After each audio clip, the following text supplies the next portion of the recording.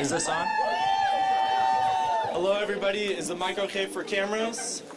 Cameras good? Yeah, proceed. All right. So we're going to go ahead and get started. We're going to have Dr. Stacy Brightman, last name Brightman. Let's hear it for Stacy. She's the executive director of the eBell of LA. And then we will hear from the mayor-elect. And then we'll take questions. We'll probably start from the left. I'll call them from over here. And so, Dr. Brightman. Thank you. Good morning. Good morning. My name is Stacy Brightman. I'm the executive director here at the eBell of Los Angeles. And on behalf of my board of directors, our membership, our staff, it is my pleasure and honor to welcome you to our woman-centered and woman-led nonprofit here on this gorgeous, bright, shining day. You know, the eBell was founded in 1894 by a small group of bold women who did not have the right to vote and were denied most avenues of education or careers. They believed that by banding together and creating their own opportunities to learn, to create, to advocate, and to lead, women could and would make a better future for their sisters, their mothers, their daughters, their nieces, and oh yes, their husbands, brothers, and sons too. Our eBell motto has always been, I will find a way or make one. Yeah. The eBell women built this exquisite arts and education campus in 1927. And it was meant to be a beautiful and inspiring beacon to women and girls throughout Los Angeles, and to be an inclusive space where art, culture, ideas, and civic engagement converge and our community is uplifted. It is a place where herstory has been created and celebrated for almost 100 years. Surely, the spirits of the thousands of determined women who gathered, studied, and worked here are smiling and celebrating today, because today a dream came true. For the first time, Los Angeles has elected a woman mayor.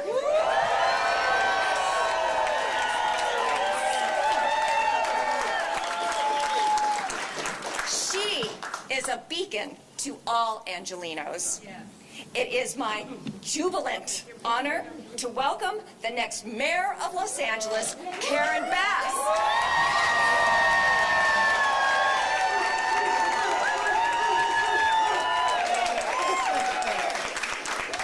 Good morning, everyone. Good morning. What a morning it is. And let me just thank everyone who is here, all of the people that worked so hard on this campaign, and people that I have known and worked with for many, many years.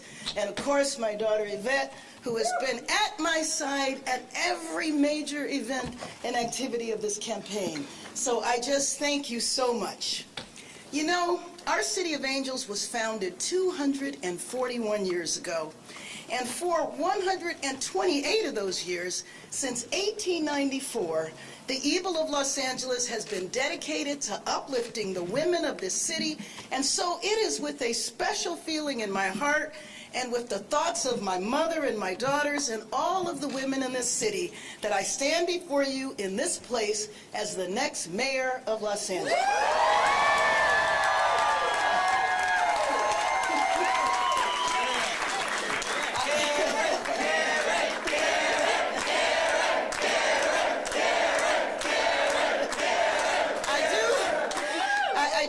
I kind of have to say that a couple of times for it to really sink in. Well, the model of the eBell is, I will find a way or make one. And you might have heard me along the campaign trail talk about my colleague, John Lewis. And John Lewis used to always say, when he was facing a difficult situation, if you couldn't feel like you knew how to solve the problem, then it was your responsibility to make a way out of no way. And that's the spirit that drove me to run for mayor, and it's the spirit through which I will govern. To say the least, this was a tough campaign. It was a long campaign. But now it's time to come together and turn the page. I have great respect for anyone who is willing to put it all on the line to serve the public. And I had a great phone call last night with Rick Caruso, and I know that he will continue his civic participation in the city that we both love. I have always admired his lifelong commitment to the people of Los Angeles, and I look forward to working together with him in the future. Now, no matter who you voted for, no matter who you are or where you live, I will be a mayor for you. And that's the only way forward. The crisis we face affects us all, and all of us must be part of the solution. I have spent my whole life as a coalition builder, and make no mistake for me, and I've said this all along the campaign trail, being a coalition builder is not coming together to sing Kumbaya. Being a coalition builder Being a coalition builder is about marshaling all of the resources, all of the skills, the knowledge, the talent of this city. That is what being a coalition builder is about. It's about marshaling your resources to solve your problems. And many of you know I used to treat patients in the emergency room at County Hospital, and I think all of us have seen Code Blues. Hopefully only on television all of us have seen Code Blues. But what you don't see is a nurse or a doctor standing there alone. You see a team, every member contributing the best of what they have. That's how you save lives. And that's the kind of administration I will build to house people immediately and to increase safety and opportunity in every neighborhood. The people of Los Angeles have sent a clear message. It's time for change, and it's time for urgency. Tonight, 40,000 Angelenos will sleep without a home, and 5 might not wake up. Many Angelenos do not feel safe in their neighborhoods, and families are being priced out of their communities. This must change. And so to the people of Los Angeles, my message is, we are going to solve homelessness, we are going to prevent and respond urgently to crime, and Los Angeles will no longer be unaffordable for working families. Good jobs and affordable housing are on the way. Now, I will not accept the notion that this is the way it's always been done. This is how LA must continue to do things. I will not accept corruption or cronyism, and I will not accept the sleight of hand or shuffling problems around. If you tell me that this is the way it's always been done, and that means that we're supposed to continue to do it this way, and we know it's not working, then that's just not going to happen. That will not be acceptable, because I will only accept solutions. That's what my administration will deliver for LA. Los Angeles is a powerhouse. The freight coming through our ports powers our national economy. Our entertainment industry powers the dreams of the world, and our city is literally powered by the largest municipal utility anywhere. So we cannot settle for people dying on our streets. We cannot settle for Angelenos feeling like they must look over their shoulder when they walk down the street. And we cannot accept that some of our neighborhoods in this city have been designated the most overcrowded neighborhoods in the nation. We have to move LA in a new direction. This is the city where I was born. It's the city where my mother and father raised me and my 3 brothers. It's the city where I raised my children and where my children are raising their children, with Amelia and Michael always in our hearts. This is my home, and with my whole heart, I'm ready to serve. And my pledge to you is that I will hit the ground running day one. Los Angeles is the greatest city on earth, and I know if we come together, if we hold each other accountable, if we focus on the best of who we are and what we can achieve, we will create better neighborhoods today and a better future for our children. So to the people of Los Angeles, thank you. To the thousands of people who worked on my campaign, thank you. To everyone standing behind me in the sun, thank you. Thank you from the bottom of my heart. To everyone who will join our mission to move LA in a new direction, thank you, and mark my words, we will get big things done together. Thank you very much.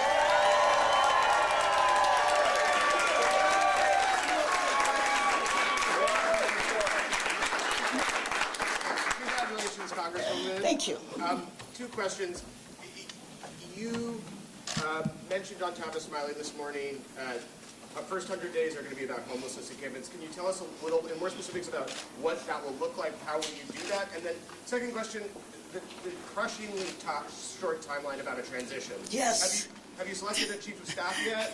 Tell us a little bit about how you're doing that. Yes, well, let me just say, in the coming days, you will hear about a transition team and staffing. And you are right, Ben, it is 3 weeks, 3 solid weeks. And so the view of a... Whoa. Thought I was going to have to... I was ready. The view of a transition team, to me, won't be a 3-week transition team. It'll be a transition team that goes into the administration after the swearing in. So those issues, individuals, and all will be announced shortly.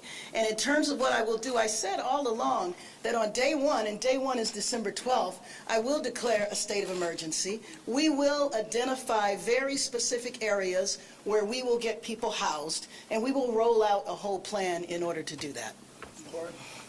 What are some of the things you would like the average citizen to do to move your agenda forward? Thank you, Cora. You know, it is going to be critically important that we understand that the only way we're going to address a problem of this magnitude is that the whole city has to say, what is my part and what is my role? Because you know what? You're not going to be able to house 40,000 people in only the low-income areas of the city. That is just not the case. And I want to involve the faith community. We already have community-based organizations that know how to get people housed, and I know there's several of them that are here today. They've been doing it all along. The problem is that they have never been given the opportunity and the resources to do it to the scale that is needed. How do you feel of being the first mayor elected, being a female, the first female being elected as mayor, and the historic amount of women that were elected during these midterm elections? You know, it's sinking in. It's sinking in.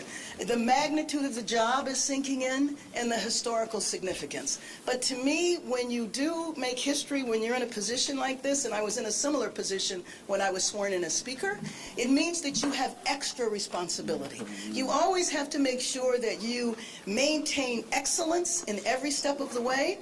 But when you're thinking about that, you have to think that the path that you go is laying the foundation for those that come behind you. And you know, one thing that has always been critically important to me is to not just pay attention to what I'm doing, but to pay attention to who's coming afterwards. That's why I was very happy. I was back in D.C. a couple of days ago because I am still a member of Congress. But I'm just thrilled to pass the baton to Sidney Kamlacher, who I know will be an excellent member of Congress. So we're going to do 2 more. Larchmont Chronicle right here. Mayor-elect, we're 5 blocks from Getty House. When are you going to move in? It's sinking in. But I am going to be going over there and talking to Mayor Garcetti soon. Welcome to the neighborhood. Thank you. Thank you. Vic, I got a question. Victor Cornell, Univision. You just mentioned that you are planning to provide Los Angelenos to have a dignified life with one salary. What is the approach in that, number one? And number two, how are you planning to represent the Latino community, 50% of us in the city of Los Angeles? Well, you know, first of all, I have spent my life building ties, building coalitions, and working with Latino leaders in the Latino community for about the last 5 decades. So I think it's very important that I have an administration that reflects Los Angeles and that I stay in touch with the Latino community, very much so. And so that means on every level.